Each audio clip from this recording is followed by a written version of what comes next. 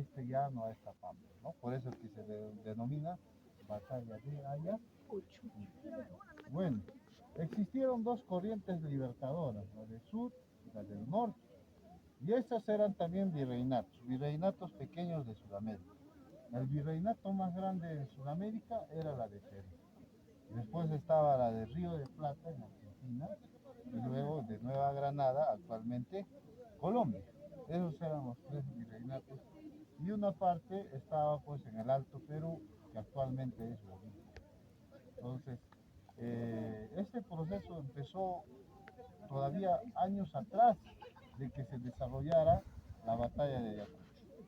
Entonces, la corriente del sur la dirigió el libertador José de San Martín, la corriente del norte Simón Bolívar. Entonces, ambos fueron independizando diferentes pueblos y ciudades. San Martín concluye ese proceso proclamando la independencia del Perú en Huaura un 28 de julio de 1821.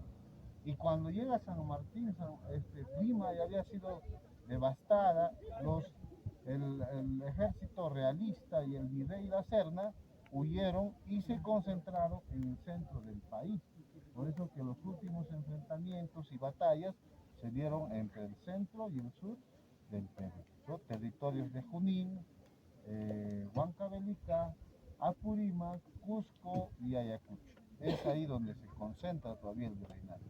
Entonces, y lo propio también hizo Simón Bolívar, ¿ya? Fue independizando pueblos, ciudades y concluye ese proceso con esta batalla de Ayacucho, un 9 de diciembre de 1824. Bolívar y San Martín, después de la proclama de la independencia del Perú el 28 de julio de 1821, ellos se van a entrevistar en Quito. Esa entrevista duró un mes. ¿Ya? Al final no se entendieron, no llegaron a ninguna conclusión ellos, porque cada uno tenía diferente pensamiento, ideales. Entonces San Martín quería un gobierno monárquico y Bolívar quería un gobierno republicano. ¿Y qué hicieron? Al final quedaron en que dos sols no pueden gobernar una nación. San Martín se fue, se quedó Bolívar y Bolívar al final, que quiso hacer la gran república en Sudamérica, terminó desintegrándola, ¿no? Se desintegró. Bueno, entonces, y después de todo este proceso, ¿no?, que les menciono, de estas corrientes libertadoras, quien dirigió la batalla aquí fue pues también un venezolano, Bolívar venezolano, Antonio José de Sucre venezolano. Entonces, el 9 de diciembre de 1824, aproximadamente a las 10, a las 9 de la mañana, se congregaron pues ambos ejércitos, inclusive con días de anterioridad es que ya estaban pues acomodándose o ubicándose para poder darse esta gran batalla el 9 de diciembre de 1824. El ejército realista se ubicó en la falda de esa montaña que se llama Condorcunca, al mando del último virrey del Perú, José de la Serna. Este contaba con 8.200 hombres aproximadamente, tenía 6 divisiones, 14 artillerías y estaba conformado por españoles y peruanos, 8.200 hombres aproximadamente. Y por este lado, en la parte baja, en un lugar desventajoso, se ubicó el ejército patriota que estuvo al mando del general Antonio José de Sucre. Este contaba con 5.800 hombres, tenía 6 divisiones, una sola artillería y estaba conformado por 10 países de Sudamérica.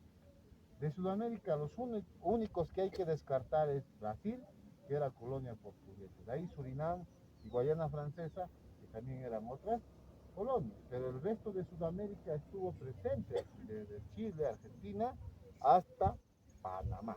10 países de Sudamérica estuvieron en la batalla de bueno, entonces ambos ejércitos ya concentrados, antes de dar inicio a la batalla, por parte de los emisarios se procede a una tregua, que consistió en señalar una línea imaginaria en la mitad de este campo de batalla, para que los familiares que se encontraban divididos en ambos ejércitos se pudieran despedir por última vez. Fue un momento de llanto, de dolor, para que estas familias pues pudieran despedir, estaban como carnada de ambos ejércitos. ¿Y por qué estaban divididos? ¿Cuál fue la razón?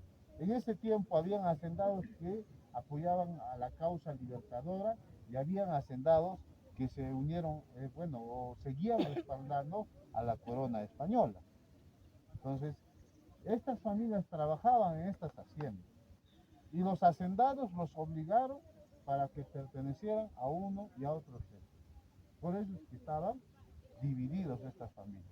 Y en la tregua, después de la despedida, algunos fueron convencidos por sus seres queridos y se pasaron al lado contrario. Pues posiblemente haya aumentado, ¿no?, soldados en uno y otro ejército. Eso es lo que pasó. Todos volvieron a sus filas y empezaron las arengas, ¿no? Antonio José de Sucre lanzó su arenga y dijo: soldados de los esfuerzos de hoy, pende la libertad de América del Sur. Otro día de gloria va a coronar vuestra admirable constancia, ¿no? Entonces, y también lo propio hizo el general José María Córdoba, ¿no? Él dijo: armas a discreción, paso de vencedores. Y se dio inicio a esta batalla que duró aproximadamente 5 horas, saliendo vencedores los patriotas, a pesar de que tenían desventaja en número de soldados y en ubicación. Pero ¿por qué hemos logrado esta hazaña histórica? ¿A qué se debe?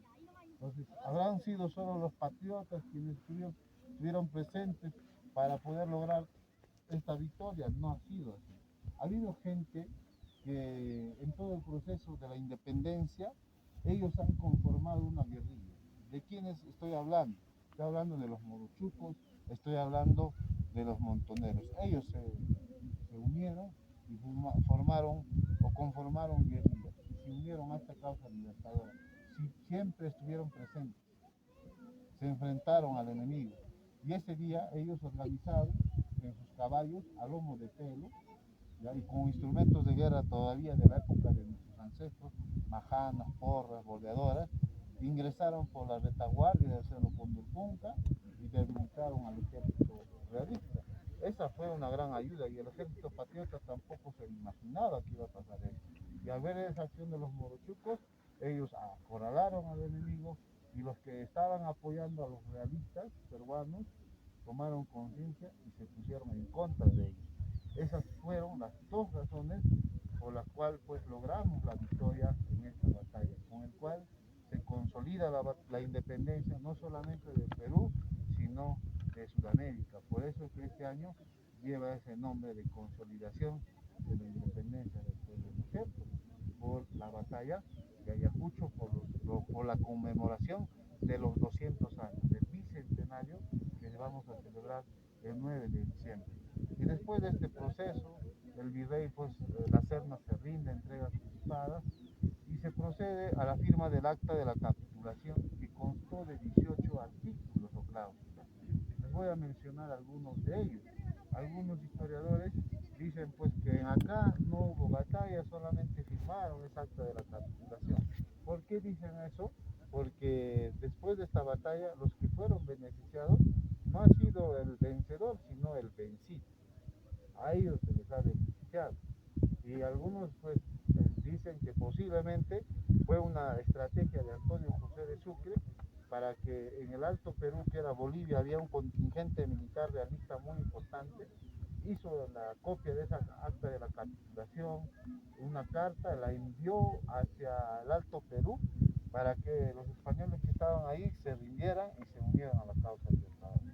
Posiblemente por eso que se favoreció al vencido y no al vencedor. Ellos, algunos acuerdos. ¿Qué decían? El Perú es libre e independiente de la corona española. ¿Qué más decía? Español que quería retornar a su país, Perú le tenía que pagar su pasaje de retorno. Español que había adquirido una riqueza, ya se podía quedar con su riqueza y se podía quedar también en Perú. Español que tenía un rango militar, ¿ya?, y se pasaba a las filas del ejército patriota con su mismo rango militar, ¿no? Esos fueron algunos de los beneficios que recibieron el ejército, pues, realista, ¿no?, los vencidos. Entonces, por eso Sucre pues, los benefició para que el Alto Perú ya pues se tranquilice y se consolide la independencia.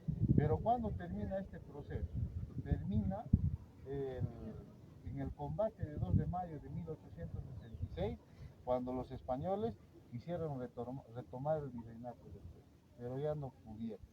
Y el Real Felipe, que ellos lo construyeron, sirvió para soportar al ejército español, si no hubieran retornado.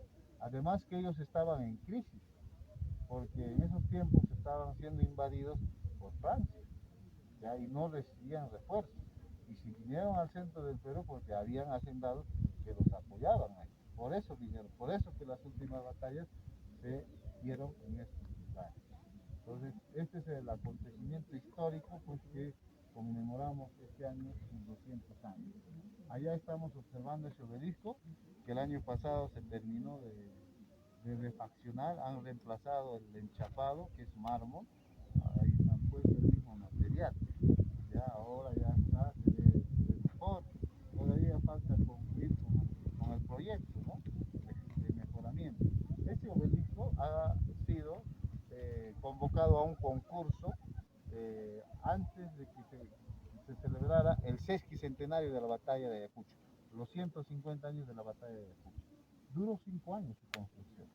En ese tiempo no había la tecnología de ahora, ahora se puede construir rápido, ¿no? Poco tiempo. Entonces, ganó un argentino, ya un artista argentino, Bernardino Arias.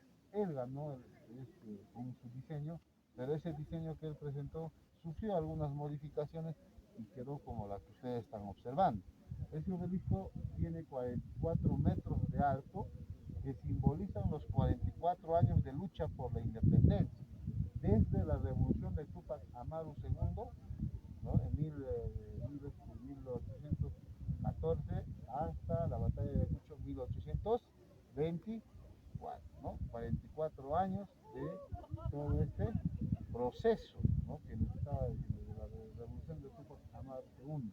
Esos detalles que tiene entrantes y salientes representan las diferentes victorias y caídas del ejército patriota. Los generales que vemos ahí están representados y encima hay un medallón que representa a Simón Bolívar, que no estuvo presente en esta batalla, pero él era quien dirigía esta corriente libertadora que luchó en la batalla de Ayacucho. Entonces, debajo de ese medallón están Antonio José de Sucre, Jacinto Lara, Guillermo Miles, Agustín Gamarra, José María Córdoba, ellos están ahí. Y debajo de ellos hay unos cuadritos de color negro.